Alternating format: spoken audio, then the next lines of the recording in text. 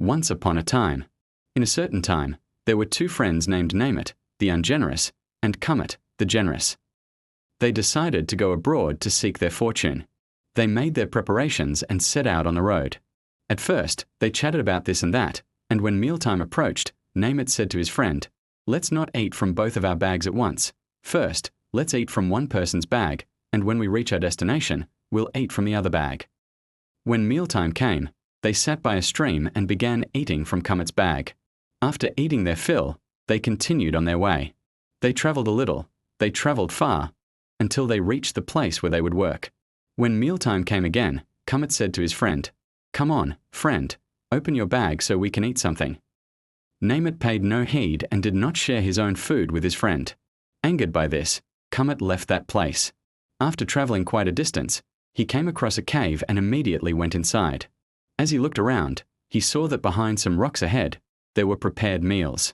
Being very hungry, he ate a bit of that food. When sounds started coming from outside, he hid in a corner. From his hiding place, he saw that 3 creatures had arrived: a bear, a wolf, and a fox. The animals noticed that some of their food had been eaten. "I wonder who ate our food," they thought. But since they were hungry, they ate the remaining food anyway. After eating their meal and satisfying their hunger, the fox said to his friends, "Friends, the nights are long, and it's not yet time to sleep. Let's tell stories to pass the time. Let the youngest of us tell one. Let the middle one tell one. Let the smallest one tell one." They couldn't decide how to start. Finally, the fox began to tell. "Just as I was about to dig it up, a commotion came from the village across, and they said to me, 'I found a chest of gold today opposite such and such village.' They attacked. I could barely make it here." When his turn came, the wolf began to tell, "The daughter of a certain sultan is very ill. They can't find her cure. Whoever cures the girl, the sultan will give her in marriage and grant whatever they wish. I know her cure. It's the brain of the lead sheep in Ahmet Aga's flock. I approached the flock to snatch the lead sheep, but the dogs wouldn't let me. I could only just make it here." Understanding that it was his turn, the bear began to tell his story. "I also found a lot of money in a hollow in front of our den. Just as I was about to retrieve it, they attacked me too, and I barely managed to get here. Friends, if our stories are finished, let's go to sleep," he suggested, and they all fell asleep. When morning came, each of the animals went their separate ways.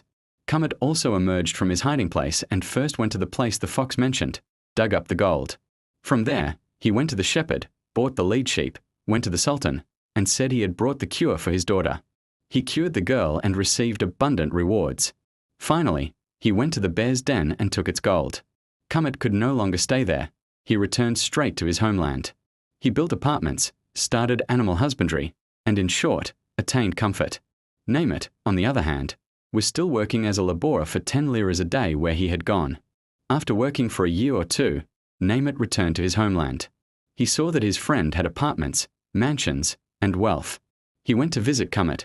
"Friend, where did you get all this money? We went together. I have none of these things, but you, by God, have become very rich. After I parted from you, I travelled for a while. Ahead, I came across a cave. I decided to spend the night there and went inside." And Cömert began to tell what had happened to him. Realizing that his friend had become rich very easily, Namert decided to go there. He set out on the road the very next day. He entered the cave, but the meals his friend mentioned were not there. But the animals arrived one by one. After eating and drinking what they brought, they again suggested telling stories. "The nights are long, tell stories so we can listen." The fox began to tell sorrowfully, "Last time we met, I mentioned the gold I was going to retrieve. I dig and dig. Neither gold appears nor anyone to help me." "I also can't see the lead sheep," the wolf chimed in. When the bear also said that the gold was not in its place, all 3 shouted together, "There's the scent of a human here. A human must have overheard our secret. The gold we had, the sheep, he must have taken them. Let's search." As they searched every nook and cranny, they found Namert trembling with fear. "All right, come here. So it was you who overheard our secret, was it? So you're the one who took our bread, huh?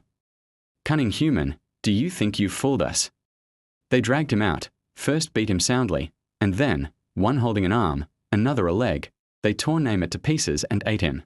If you liked the video, subscribe to the channel, Like the video and comment.